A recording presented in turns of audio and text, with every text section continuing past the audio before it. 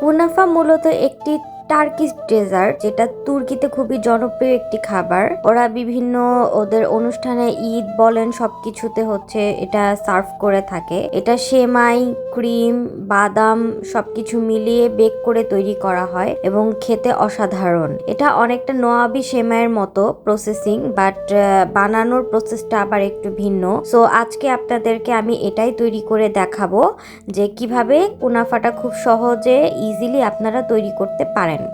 তো প্রথমেই আমাদের একটা ক্রিম তৈরি করে নিতে হবে। ক্রিম তৈরি করার জন্য আমি এখানে 300 ml এর মতো পানি নিয়েছি এবং সেই পানির মধ্যেই 100 গ্রামের মতো চিনি মেপে নিয়েছি। এবার আমি এখানে গুঁড়ো দুধ নিলাম 100 গ্রামের মতো মেপে। এখন নিব কর্নফ্লাওয়ার নিব 30 গ্রাম। এবার বাটার নিব 30 গ্রামের মতো।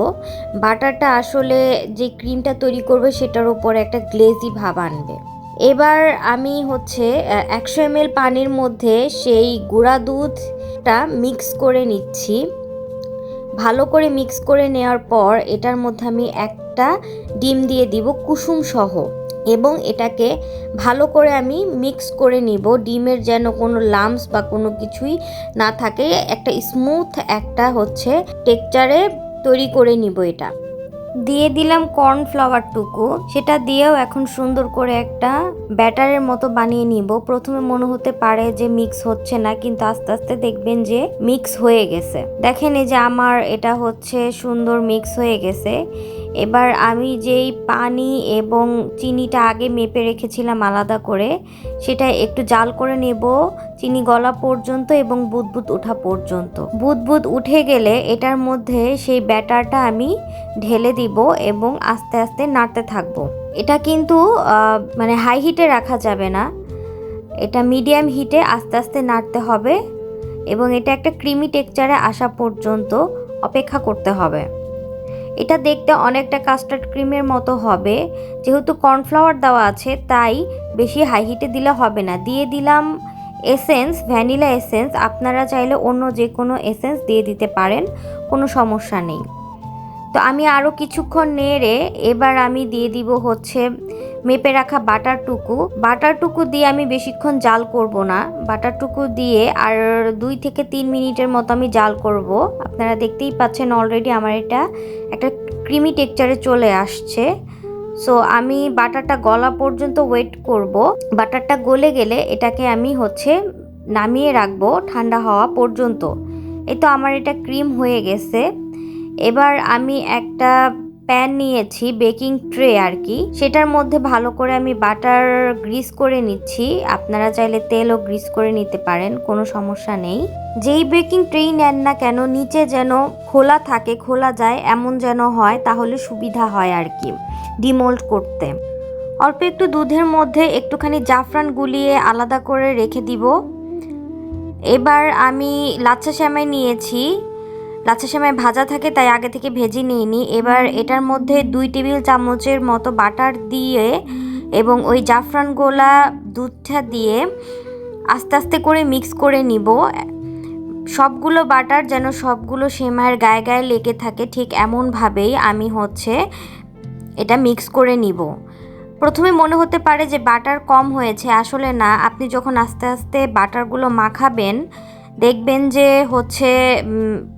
একটা সময় গিয়ে সবগুলো সেমাই সুন্দর বাটারের সাথে মিশে গেছে এবং বাটারগুলো সবই কিন্তু সেমাইয়ের সাথে মিশতে হবে। এবং আপনারা চাইলে ঘিও ব্যবহার করতে পারবেন, কোনো সমস্যা নেই, এবং অয়েলও ব্যবহার করতে পারবেন। এবার আমি সেই বেকিং ট্রেটার মধ্যে দেখেন ঠিক এরকম করে সব সেমাইগুলো ভালো করে মাখানোর পরে আমি এভাবে লেয়ার করে করে বিছিয়ে দিব। একটু চেপে চেপে বিছাবেন, তাহলে এটা ডিমোল্ড করতে সুবিধা হবে আর কি। একটু চেপে চেপে বিছাবেন, ঠিক আমি যেভাবে ভিডিওর মধ্যে দেখাচ্ছি ঠিক সেরকম আর কি। অল্প অল্প করে দিয়ে দিয়ে চেপে চেপে বিছাবেন।